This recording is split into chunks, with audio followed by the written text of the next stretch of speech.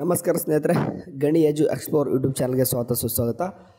ಸ್ನೇಹಿತರೆ, ಈಗಾಗಲೇ ಏನಪ್ಪ ಅಂತಂದರೆ ಇಂಜಿನಿಯರ್ಗೆ ಸಂಬಂಧಪಟ್ಟ ಹಾಗೆ 7th ಸೆಮಿಸ್ಟರ್ ಮತ್ತು 5th ಸೆಮ್ ರಿಸಲ್ಟ್ ಈಗಾಗಲೇ ಎಲ್ಲನೂ ಕೂಡ ಬಂದಿದ್ದು ಎಲ್ಲರೂ ಕೂಡ ಚೆಕ್ಔಟ್ ಮಾಡ್ಕೊತಾರೆ. ಅದ್ರ ತಕ್ಕನಂಗೆ ಎಲ್ಲನೂ ಕೂಡ ಡಿಸ್ಕಸ್ ಮಾಡ್ತಾಯಿದ್ದಾರೆ. ಓಕೆ, ಈಗ ಬಂದುಬಿಟ್ಟು 3rd ಸೆಮಿಸ್ಟರ್ ಬಗ್ಗೆನೂ ಕೂಡ ಸ್ವಲ್ಪ ಮಾತಾಡೋದಂತಂದರೆ ಇಂಜಿನಿಯರಿಂಗ್ 3rd ಸೆಮಿಸ್ಟರ್ ರಿಸಲ್ಟ್ ಬಗ್ಗೆನೂ ಕೂಡ ಮಾತುಕತೆ ಬರ್ತದೆ.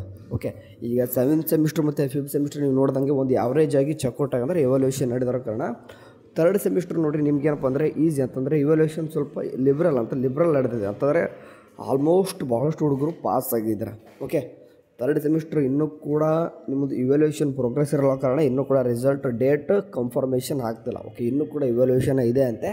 ಸೊ ಹಾಗಾಗಿ ನಿಮ್ಮದು ರಿಸಲ್ಟ್ ಡೇಟ್ ಕನ್ಫರ್ಮೇಷನ್ ಆಗಿಲ್ಲ.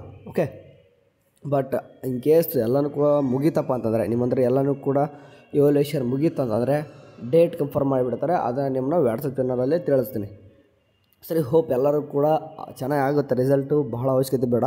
ನೀವು ಇದನ್ನ ಈಗ 3rd ಸೆಮಿಸ್ಟರ್ ಬಿಟ್ಟು ಈಗ 4th ಸೆಮಿಸ್ಟರ್ಲಿ ಜಸ್ಟ್ ಅದ್ರ ಬಗ್ಗೆ ಕಾನ್ಸಂಟ್ರೇಷನ್ ಮಾಡಿರಿ.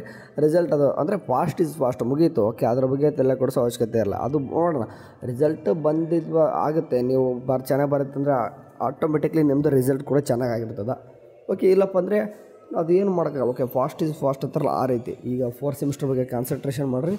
3rd ಸೆಮಿಸ್ಟರ್ ಬಗ್ಗೆ ಓಕೆ, ನಿಮ್ಮ ರಿಸಲ್ಟ್ ಅಪ್ಡೇಟ್ ಬಂತಪ್ಪ ಅಂದರೆ ವಾಟ್ಸಪ್ ಚಾನಲ್ ತಿಳಿಸ್ತೀನಿ. ಓಕೆ.